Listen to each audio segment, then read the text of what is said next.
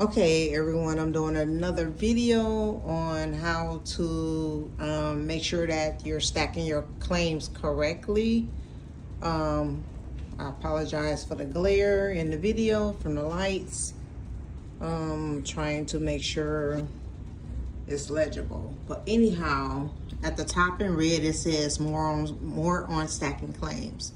So step one, you got to build a foundation. The foundation starts with 1681EB.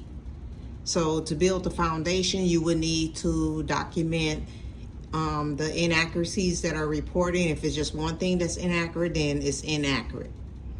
If it's multiple things that are inaccurate, then it's inaccuracies.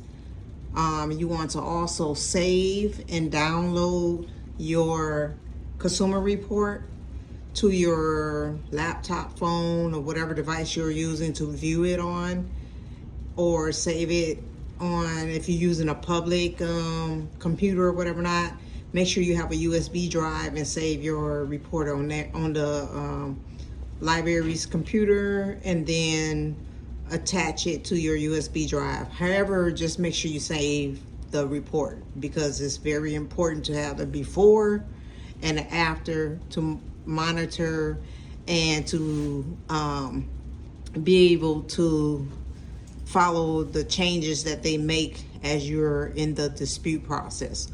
Also, you can screenshot a particular account that is reporting on the report as well. So you can screenshot the report, like if it's just one account reporting, or if it's multiple accounts, you can just capture screenshots of it and save it to your laptop or phone or whatever now, but just make sure you have your proof.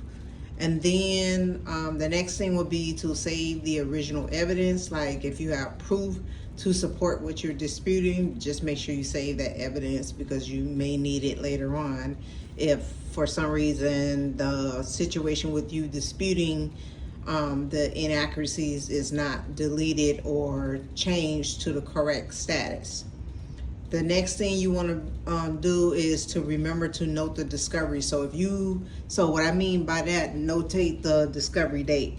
What I mean by that, if you notice something as of today's date, so today is Friday, August 22nd. So if you pull your report today and notice the inaccuracy today, that's the date you want to make sure you remember, because when you're suing under the FCRA, you have 2 years from the date of discovery to actually file a lawsuit. So I hope that makes sense in what I'm saying on that. And that's very important that you notate the date that you notice the discovery. The next step will be step 2. And this involves 1681I, which is the investigation claim. I'm trying to take some of the light out of it, sorry.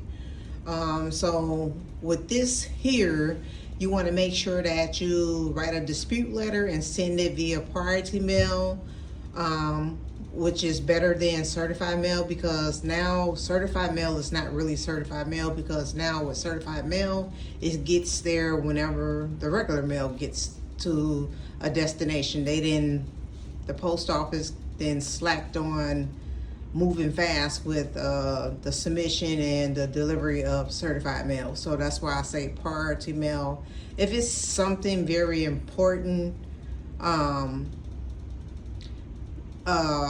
as far as if you want to get the process moving, and you want to make sure your disputes get to the CRAs faster, you can have the option of also using FedEx as well. So I could have put a FedEx up there, but it's very important that you send it via priority mail, so that it comes with tracking, just like certified mail comes with tracking, but at least it's guaranteed to get there within, approximately 2 to 3 days, somewhere in between that time frame. It doesn't take that long to get there with priority mail. And FedEx mail, if you do 2-day ground shipping, it'll get to where it needs to get to within 2 days. Sometimes it might take 1 extra day, but at least you know it'll get there or whatever not. With priority mail, you also can have have someone sign for it, so that you know that they received it. But I really don't take that route. I just basically send it prior to mail. If I can't dispute online, I would send it prior to mail. Let me put it that way. But you can dispute accounts online. So I forgot to mention that. All you have to do is make sure you have a free free CRA, which is like Experian, Equifax, and TransUnion account portal, the free version of it, and just log in or create account. If you already have an account, just log in and just pick the account that you want to dispute, and you pretty much can dispute online and go through the steps of disputing online. So that's what you can do as far as the dispute process part of this. Then the next thing you want to do is save the receipts from USPS or FedEx tracking for tracking purposes, of course, which is your proof that you submitted a dispute.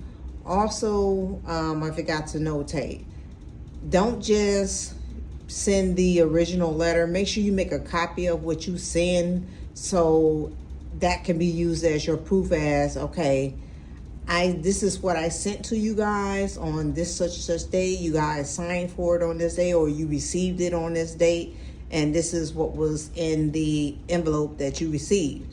So you pretty much just covering your back tail. If you dispute on the portals, make sure you screenshot your account that you're disputing, the dispute reason, and in the lower right corner, it will show the date and time of the dispute. So just make sure you pretty much screenshot the whole screen before you press the submit button. And then after you press the submit button, you want to take a screenshot of the confirmation if it gives one. So if it gives a confirmation number, be sure to take a screenshot of the confirmation number. And then after that, you want to document all responses and make a file or a folder to hold everything in on your phone or your laptop or iPad, whatever you're using. Just make a folder so that you can keep all the responses in. And how you do that is, if they send you a email saying that your dispute results are ready for viewing, you can pretty much save it to your phone and put it in that folder. If you end up getting a paper copy, all you gotta do is scan it from your phone and then upload it to the file where it needs to go to. So therefore, you'll have everything on you that you need for evidence or whatever not to use in your complaint against whoever you're suing. So make sure you notate everything that you do everything in the steps that I'm telling you to do it in, so that you can properly build your claim, because you have to build a solid claim in order to have the standing to sue. You want to make sure you're prepared, if that makes sense. So be sure to do everything that I'm stating to do. So for writing your dispute letter and sending it via priority mail, you can also use FedEx. So I'm gonna write FedEx up here as well. Give me a moment to get the marker together. The cap off the marker, I should say. So let me write FedEx here. So you can also use FedEx as well. And what else did I mention? Saving the receipts for tracking purposes, screenshot the dispute portals, the portal disputes for Experian, Equifax, and TransUnion. So let me just write Experian, Equifax,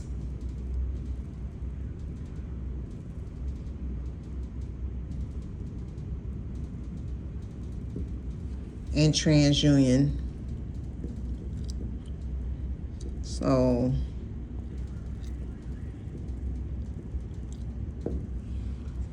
So now you just make sure that you screenshot the portal disputes, and make sure you screenshot the date and time as well as the confirmation number. So I'm gonna put that down here. Date, time, and confirmation number.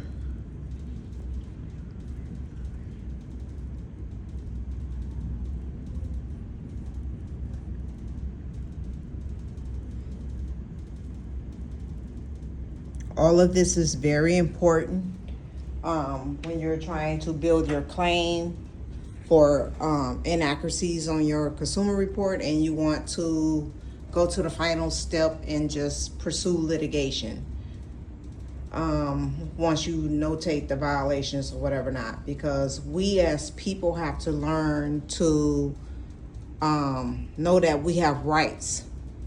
So if something is not right about your consumer report, you have a right to dispute first, and you can dispute a second time, and then after that you can pursue litigation if things are not changing the way that they're supposed to do. So they're supposed to investigate, they're supposed to correct the inaccuracies or delete the inaccuracies, or modify and change it to something where it's supposed to be correctly and completely accurate.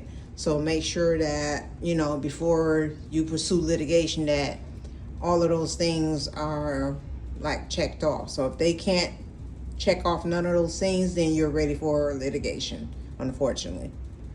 So I hope this video helped anyone that's looking to go through the process. It's really not that hard, but I would say to make sure that you're studying, or that you kind of like read up on your federal rules of civil procedure, which I'll be going into that sometime next week. I'll be breaking down the FRCP, which is short for Federal Rules of Civil Procedure. So I'm just giving you the details on how to stack your claims, so that once I go over the Federal Rules of Civil Procedure, or the FRCP, everything will make sense when it's time to file your case in court, federal court that is. All right, this completes this video. Have a good day.